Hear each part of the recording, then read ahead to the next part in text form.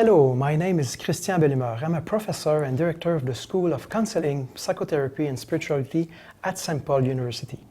And my name is Bilodeau, and I'm a professor at the same school.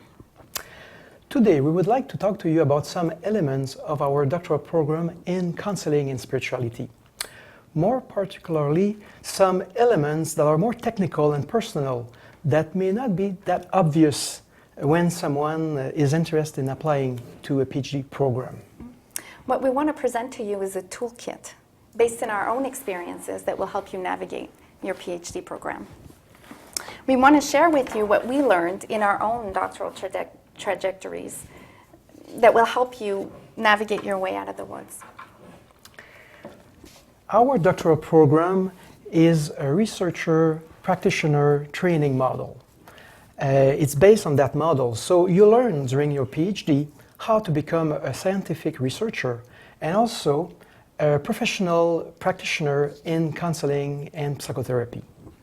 Our program has three components. The first component are the theoretical courses, where you enrich your knowledge, your theoretical knowledge in counseling and psychotherapy. The second component is the clinical practice component, where you have the opportunity to accumulate 1,500 hours of clinical practice here at the Counseling and Psychotherapy Center at St. Paul University, and also at your external placements. And the third component is the research component. This component is your doctoral thesis. It marks both the beginning and the end of your doctoral program, and it is on this component that we're going to focus on today. What we're presenting is a simplified empirical research wheel, identifying the different steps of the research process. Our first step is to identify a research problem. In my case, when I finished my master's and decided to do a PhD, I was curious about individual factors and process factors that had contributed to my professional development as a counselor psychotherapist. So I chose to study in the field of clinical supervision. And you, Christa? As a psychologist, first I was interested in exploring the links, the empirical links between social identity and collective memory. And with my interests focusing on the social and cultural influence on human behavior, I then became interested in exploring the role of imagination.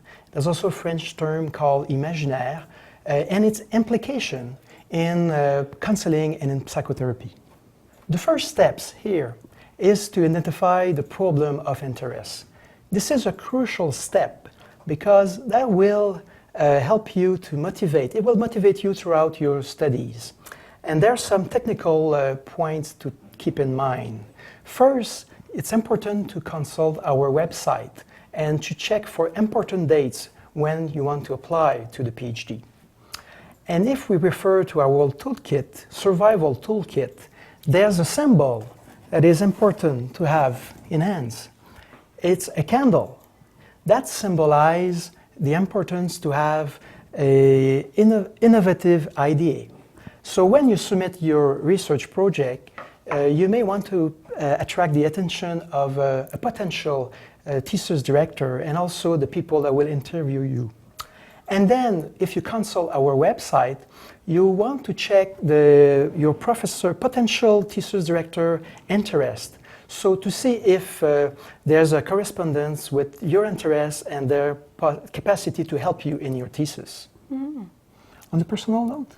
On a personal note, in your personal survival toolkit, I'm proposing fire. To signify the passion and interest that you will need to have for the topic that you choose to do your doctoral dissertation on. It will be important to motivate you throughout the 4 years. If we go back to our research wheel, first I want to say congratulations. If you've completed step 1, it means that you have successfully been admitted into the program.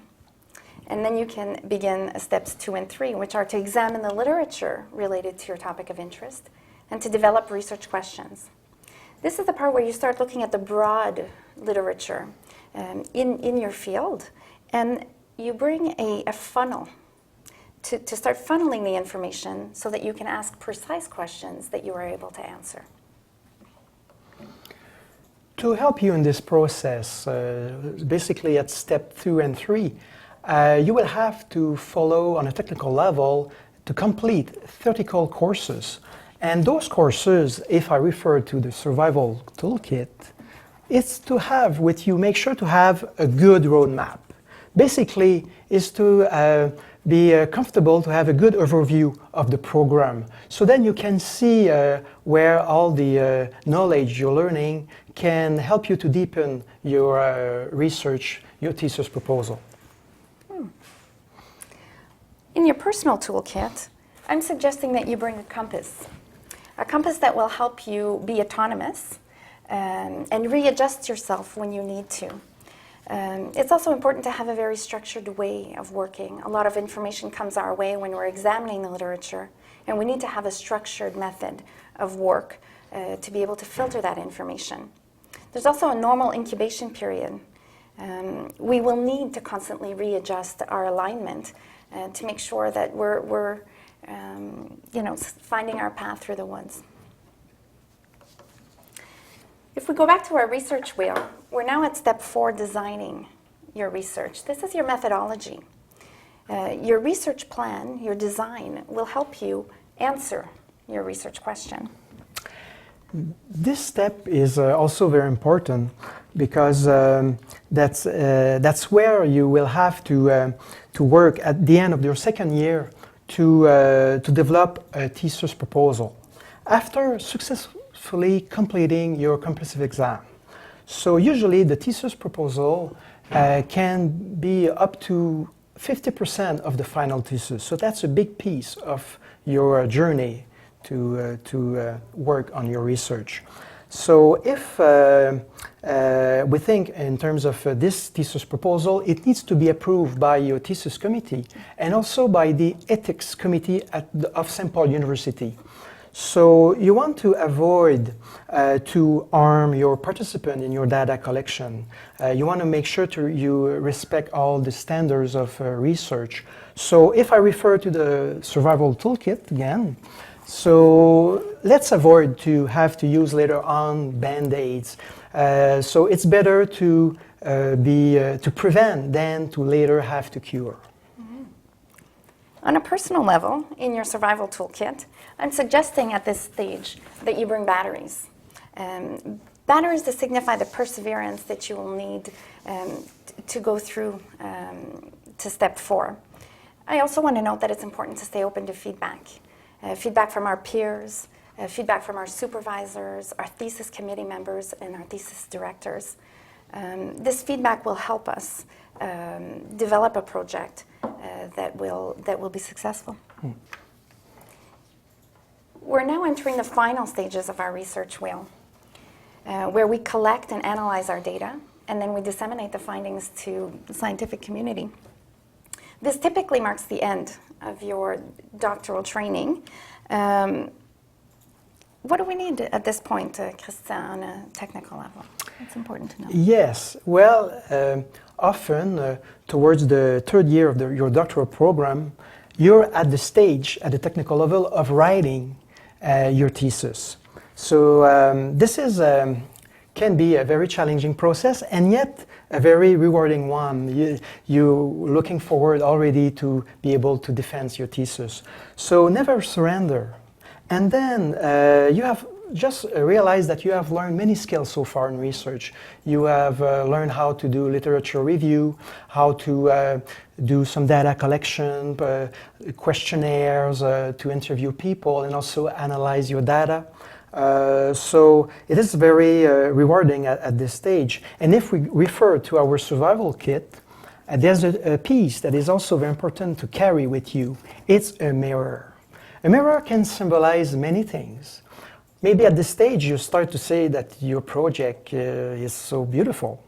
Or you may kind of realize that there's some bags under your eyes. Mm-hmm. But here, the mirror, we want to say it refers to the importance of reflection. During your thesis, you will have to reflect many times to think about important aspects. And you may at times feel that there's a lack of inspiration, or maybe you may feel a bit lost.